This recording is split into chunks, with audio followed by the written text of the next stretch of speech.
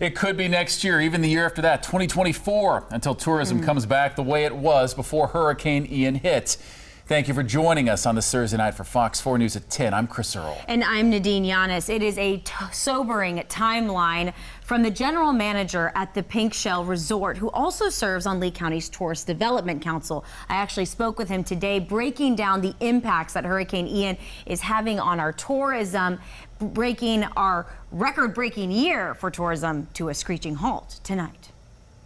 Denise Dorelli wears many hats as the front desk manager at the iconic Pink Shell Resort, now wearing a hard hat today. Steel toe boots, a flag, and a vest and a hard hat. With high spirits as the resort rebuilds. Taking care of the guys that are here to help build the resort back up. The Pink Shell, a spot I first came to back in March and again in May, as month by month 2022 wasn't just breaking, but smashing tourism records. Take a look at 2019.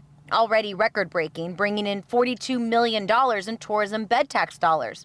That's a tax on each hotel room. Then after the pandemic, 2021 came big, and 2022 dominated with $64 million. That momentum each month, now gone with the Gulf after Hurricane Ian. Business was fantastic. To see it come to a screeching halt is just devastating. There were about 8 employees who rode out the storm here at the Pink Shell. One of them telling me that at the peak of the storm surge, it came up to the iconic octopus here at the pool. That's about 15 to 20 feet. That water also coming into the second-story rooms here.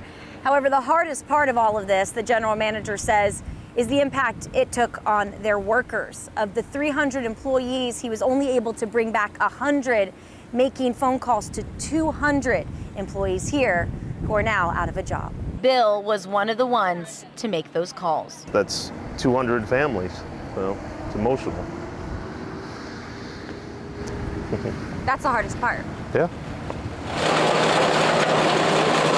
Now as crews sift through the sand, Bill has to sift through the next steps in rebuilding, saying it won't take months but years before this pool is packed with happy families again. As we, target renovations in different areas and bring them online, and then hopefully in 12 to 24 months we start seeing vacationers back to the island. 12 to 24 months. That's a shot at the dartboard right now, so we'll see.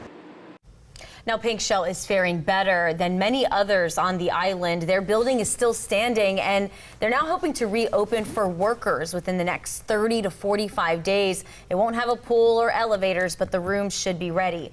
In the meantime, for those employees who were let go, HR is working with hoteliers across the state and helping them find a new job. Many say they will be back. They also started a GoFundMe page for them.